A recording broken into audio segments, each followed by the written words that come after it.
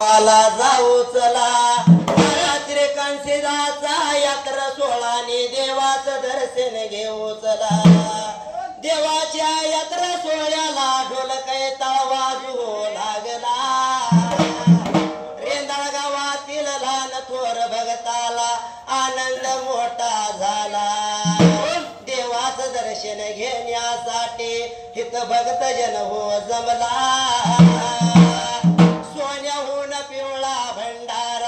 पुजारी लावी त्यावर गाळा। देवाचा प्रसाद घेण्यासाठी जनसागर लोटला। पंढरीचा महिमा आज अवतरला रेंदाळा। देवाची सेवा करण्यासाठी संग माझा हो आला। नावबीर देवाचं घेऊन मुके थाप मार ढोलाला। नाव चिरकांशीदाच घेऊन मुके थाप मार ढोलाला।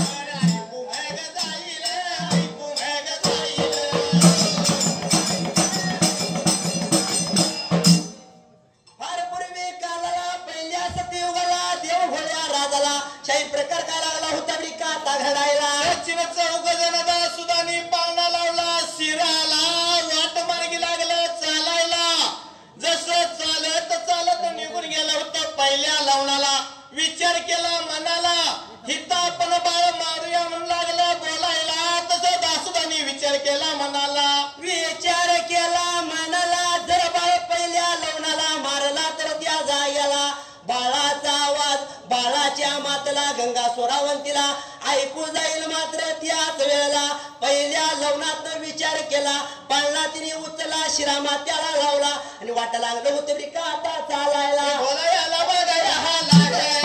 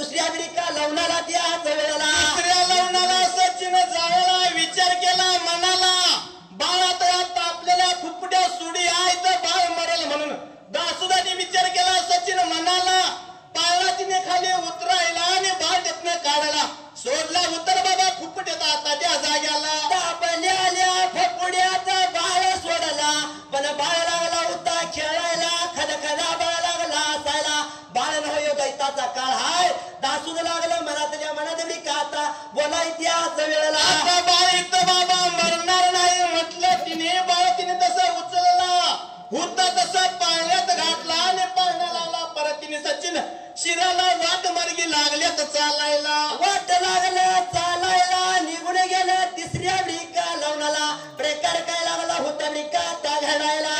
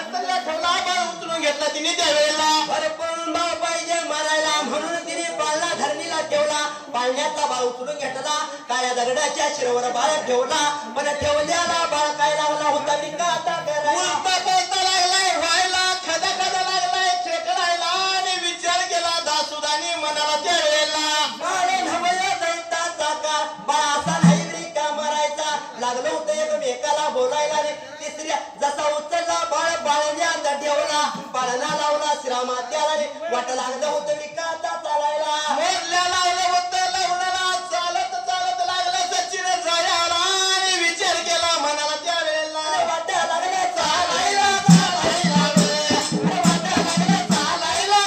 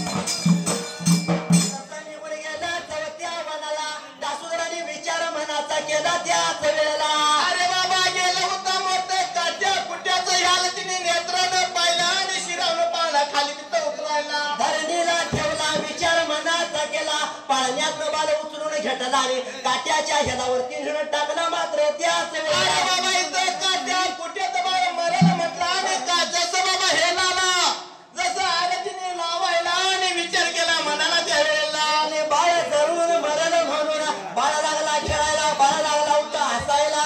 विचार केला दासुदराने मनाला त्याच वेळेला. आता बाबा बाळ मरण असं झाला बाळ काय म्हटला विचार केला म्हणला होता तसं बाजीने उचलला आणि पाण्यामध्ये सचिन घातला त्यावेळेला आणि पाळणा घालावला शिराला, तो पाळणा लावला शिराला.